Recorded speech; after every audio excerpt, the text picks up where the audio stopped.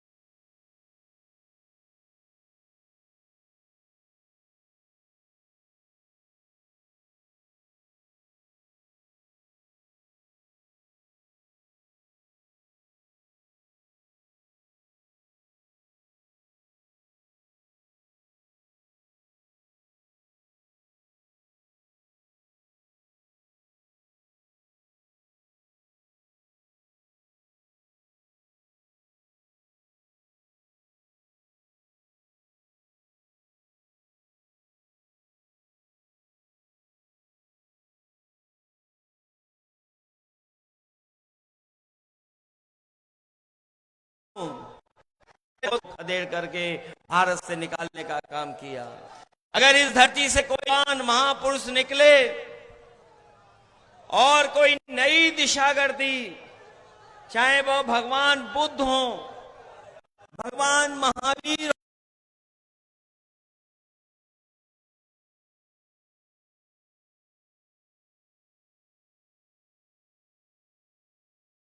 हो, कि जहां से देश बल पहुंचा है, जहां से ये जमीन नायक कर्पूरी, ये जमीन नायक कर्पूरी थी, आदरणीय लालू प्रसाद यादव जी की भी है, जिन्होंने सामाजिक न्याय की लड़ाई को मजबूत बनाया।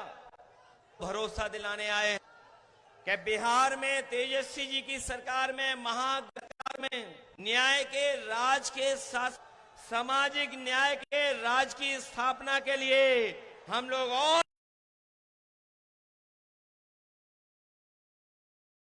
मजबूत करने का काम करेंगे, जिससे कि यहाँ के मुख्यमंत्री बने और हमारे तमाम वंचित, शोषित, पीड़ित वो लोग जो दुख के साथ के लोग हैं, जो पीड़ा से बंधे हुए लोग हैं, उनको न्याय दिलाने का काम करेंगे। हम उनका काम करने जा रहे हैं। इधर हम लोग देख रहे हैं भारतीय जनता पार्टी के लोग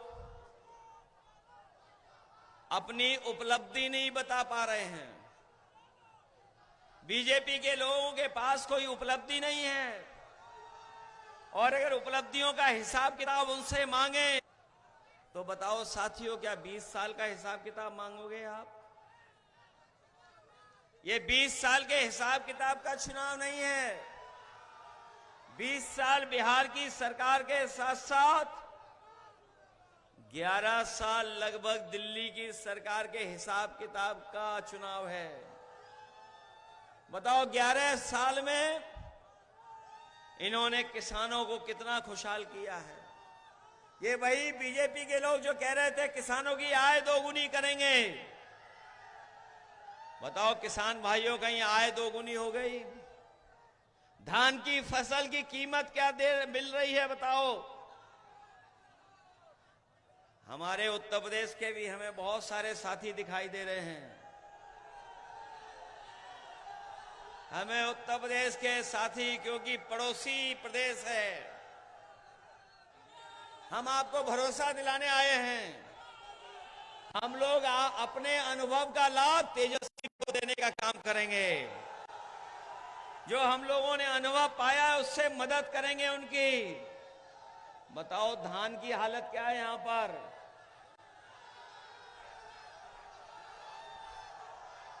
और सुनने में आया है कि एक पड़ोसी आए थे, कोई पड़ोसी, एक रंगा पड़ोसी, एक रंगा है वो कभी बहुरंगी लोगों को स्वीकार नहीं कर सकते हैं। उत्तर प्रदेश का धान जाने कहां जा रहा है किसी को नहीं पता है। ना उत्तर प्रदेश में धान की कीमत मिल रही है, ना आपके बिहार में कहीं भी धान की कीमत मिल पा रही है। जब खाद की जरूरत हो किसान को, न खाद दे पा रहे हैं, न डीएपी दे पा रहे हैं, न कीटनाशक दवाई दे पा रहे हैं, और नौकरी तो भूल जाओ, नौकरी भी नहीं दे पा रहे हैं। बताओ नौकरी कितनी दे दी भारतीय जनता के लोगों ने? हमें आपको बेरोजगार बना दिया, नौकरी नहीं दे रहे। और याद होगा आपको, जब तेजस्वी नौकरी देने लगे तो बीजेपी के लोग घबरा गए, उन्होंने सरकार को हटा दिया। बताइए, जब तेजस्वी मुख्यमंत्री उप मुख्यमंत्री थे तो नौकरी देने लगे थे, उसका प्रचार होने लगा, पूरे देश में एक लहर फैल गई कि नौकरी बिहार में मिलने लगी। तभी बीजेपी के लोग घबरा गए और उन्होंने सरकार को गिरा दिया। बताइए, सरकार गिराई बीजेपी के लोगों ने कि नहीं गिराई? इन्होंने सरकार गिरा दी क्योंकि वो सोच रहे थे कि अभी नौकरी मिल रही है बिहार में तो पूरे देश की जनता बीजेपी से भी सवाल करेगी और उनसे भी नौकरी मांगेगी, इसीलिए सरकार गिराई उन्होंने। हम आपको कहना चाहते हैं कि इस बार न्यू बिहार बनने जा रहा है। न्यू बिहार मतलब नौकरी की बहार तेजस्वी देने जा रहे हैं आप सबको। और ये भारतीय जनता पार्टी का जो बंडल राज है, बंडल राज नहीं चलने दिया जाएगा। बंडल का मतलब समझे आप? भ्रष्टाचार से कमाए हुए पैसे का बंडल। भ्रष्टाचार से कमाए हुए पैसों का जो बंडल बांध करके भाजपाई यहां से बाहर ले जा रहे हैं। अब बिहार की लूट नहीं होने दी जाएगी। अब बिहार का पैसा बिहार में रहेगा और बिहार में नौकरी देने का काम होगा। बताओ, भारतीय जनता पार्टी बेरोजगारी की टोकरी दे रही है। आपको भारतीय जनता पार्टी की बेरोजगारी की टोकरी चाहिए कि सम्मान की नौकरी चाहिए? और ये भारतीय जनता पार्टी के लोग नौकरी किस लिए नहीं बात करते हैं? क्योंकि नौकरी इनके एजेंडे में ही नहीं है। नौकरी इनके एजेंडे में नहीं है। कभी एजेंडे में रही नौकरी इनके? और बताइए महंगाई कहां बढ़ गई है, महंगाई कहां पहुंच गई? डीजल पेट्रोल कहां है? कितना महंगा कर दिया इन्होंने। न केवल डीजल पेट्रोल महंगा किया, बल्कि बताओ जीएसटी का कानून लगा करके हमारे व्यापारियों का व्यापार बर्बाद कर दिया। व्यापार बर्बाद हो गया कि नहीं हो गया? और अब जीएसटी का उत्सव मना रहे हैं, कह रहे हैं कि हमने महंगाई कम की है। हम ये जानना चाहते हैं जीएसटी का कानून कौन लागू करने का काम किया है? बताओ बीजेपी ने लगाया कानून के नहीं लगाया? और अब तो सुनने में आ रहा है जो विश्व गुरु थे उन्हें अमेरिका के लोग भी धमका रहे हैं समय समय पर। जो अपने आप को दुनिया की सबसे बड़ी पार्टी बोल रहे थे, दुनिया की सबसे बड़ी पार्टी बोल रहे थे, दुनिया के सबसे ताकतवर देश और विश्व गुरु, बताओ इन्हें अमेरिका धमकाता है कि नहीं धमकाता है अमेरिका? और न केवल अमेरिका धमका रहा है इन पर, बल्कि इन पे पाबंदियां लगा रहा है, पाबंदी लगा रहा है, टैरिफ लगा रहा है। और टैरिफ इसलिए लगा रहा है कि अपने कारोबार को बढ़ाना चाहता है, हमारे भारत के कारोबार को डुबाना चाहता है। न केवल डुबाना चाहता है बल्कि ऐसा करना चाहता है कि भारत के लोग उसका दूध, दही, घी, पनीर भी खरीद लें। हम कभी कभी सोचते हैं, और जागरूक लोग ये बात जानते होंगे कि अगर अमेरिका का दूध आ गया भारत में, जिसके लिए अमेरिका के राष्ट्रपति चाहते हैं, और सुनने में आया है कि भारतीय जनता पार्टी ने पीछे से स्वीकार कर लिया है कि हम अमेरिका से दूध और दूध की बनी हुई चीजें मंगा लेंगे, तो बताओ हमारे गोरखपुर के गोरख धंधा चलाने वालों का क्या होगा? क्योंकि वो दूध नॉन वेजिटेरियन है। जो लोग जागरूक हैं, नहीं जानते हैं तो गूगल कर लेना। हमारे पत्रकार साथी ये बात जानते होंगे कि नहीं जानते हो? अमेरिका से बीजेपी ने अंदर ही अंदर समझौता कर लिया है, और समझौता ये किया है कि जो दूध है अमेरिका का वो भारत में आएगा। बताओ उत्तर प्रदेश में गोरख धंधा चलाने वालों का क्या होगा जब नॉन वेजिटेरियन दूध भारत में आ जाएगा? वो बताओ वेजिटेरियन रहेंगे कि नॉन वेजिटेरियन हो जाएंगे? उनका जो अपना प्रचार है उसका क्या होगा? इसलिए हम आपसे कहने आए हैं कि ये चुनाव केवल बिहार का नहीं है, बिहार के भविष्य का भी है, देश के भविष्य का भी है, और आपके भविष्य का भी चुनाव है। इसलिए इस चुनाव में भारतीय जनता पार्टी को हरा करके उनके सहयोगी लोगों को पलायन कराने का काम करना। जब बीजेपी जाएगी तब नौकरी आएगी, और इस बार चुनाव में नौजवानों का पलायन नहीं होगा। चुनाव के बाद इस बार भारतीय जनता पार्टी का पलायन होने जा रहा है। वैसे तो नाम ओसामा बहुत अच्छा है,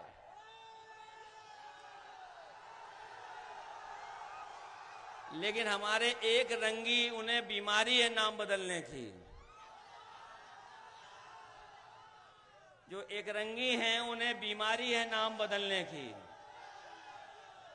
उन्होंने शुरुआती से न केवल अपना प्रदेश बदला है बल्कि वेशभूषा भी बदल ली है। जो लोग जानते होंगे वो नाम भी बदले हैं, अपना काम भी बदले हैं, पार्टी भी बदले हैं, चुनाव चिन्ह भी बदले हैं, और इस बार बिहार में आप बदलो, यूपी में हम लोग बदल देंगे उनको। और यूपी का गोरख धंधा तो इतना बड़ा है जिसकी आप कल्पना नहीं कर सकते हो। एक सड़क बनाई है हमारे, वैसे तो नकल से कुछ अच्छा काम किया जा सकता है, लेकिन नकल के लिए भी कुछ जानकारी चाहिए होती है, तभी नकल अच्छी होती है। समाजवादियों ने एक्सप्रेसवे बनाया और ऐसा एक्सप्रेसवे बनाया कि जिसमें जरूरत पड़ने पर आप हवाई जहाज उतार सकते हैं। जो कभी आपने वीडियो देखा होगा जिसमें प्रधानमंत्री जी हवाई जहाज लेकर के सड़क पे उतरे, वो सड़क बीजेपी वालों की डिजाइन नहीं थी, वो बीजेपी के लोगों का विजन नहीं था, और एक रंगी का तो विजन था ही नहीं।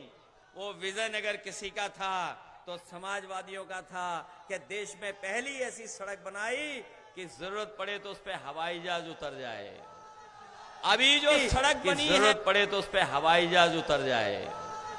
अभी जो सड़क बनी है गोरखपुर को जोड़ने वाली, भाई अगर पेट दर्द ना हो रहा हो, पीठ दर्द ना हो रहा हो, तो अगर उस सड़क पर चलोगे तो पेट दर्द भी हो जाएगा, पीठ दर्द भी हो जाएगा।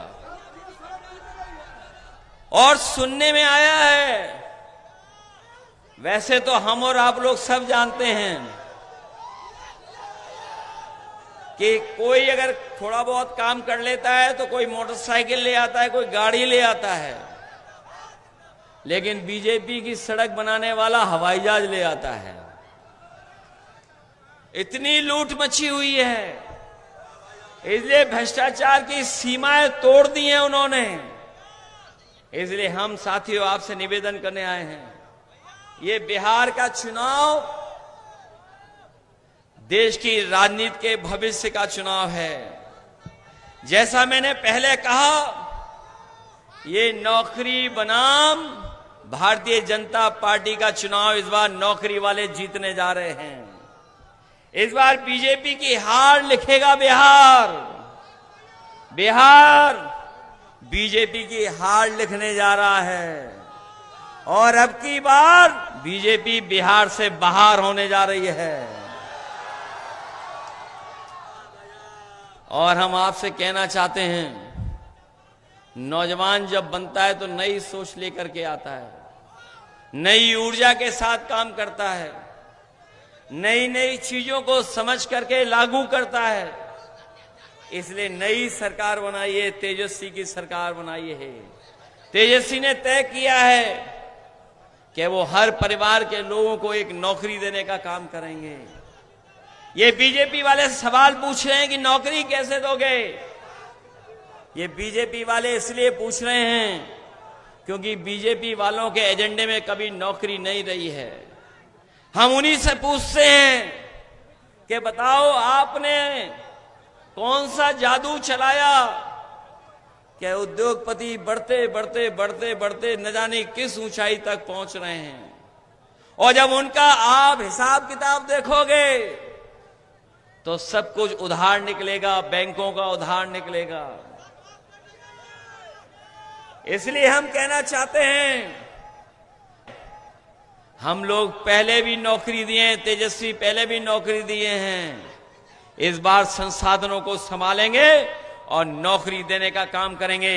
न केवल नौकरी देंगे बल्कि हमारी गरीब माताएं बहनें हैं, उन्हें 2500 रुपया महीना देने का काम करेंगे। बताओ, आप एक बार का 10,000 चाहते हो क्या सम्मान की नौकरी चाहते हो आप लोग? नहीं, बल्कि बीजेपी के लोग तो सिलेंडर भी सस्ता करना चाहते थे। बताओ सिलेंडर की कीमत कहां पहुंच गई है। महंगाई नहीं रोक पा रहे हैं। तेजस्वी जी सिलेंडर को 500 रुपए में देने जा रहे हैं। हमारी जीविका बहनें हैं, उनको 30,000 रुपए महीना देने जा रहे हैं।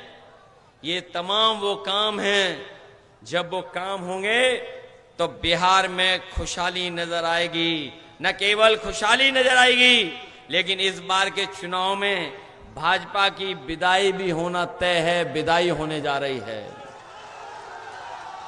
और इस विदाई के बारे में तो उनके चुनावी दूल्हा पहले ही समझ गए हैं। ये विदाई के बारे में तो उनके जो चुनावी दूल्हा हैं पहले ही समझ गए हैं। अब सुनने में आया वो माला खुद ही किसी और के डाले दे रहे हैं। बताओ ये सच्चाई है कि नहीं है? अभी बहुत बड़ा शो हुआ, उस शो में भी आपके चुनावी प्रत्याशी जो मुख्यमंत्री पद के हैं वो भी दिखाई नहीं दिए, शो में नहीं दिखाई दिए। तो समझ लो वो पहले ही घबरा गए कि अब यहां पर बिहार में कोई चाल चलने वाली नहीं है।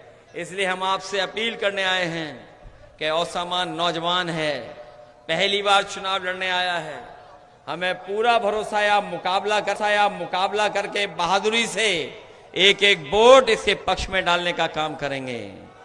बताओ लाइन 10 को जिताएंगे आप लोग? ये लाइन 10 से घबराए हुए हैं। ये लाइन 10 हमारा आपका कभी साथ नहीं छोड़ेगा।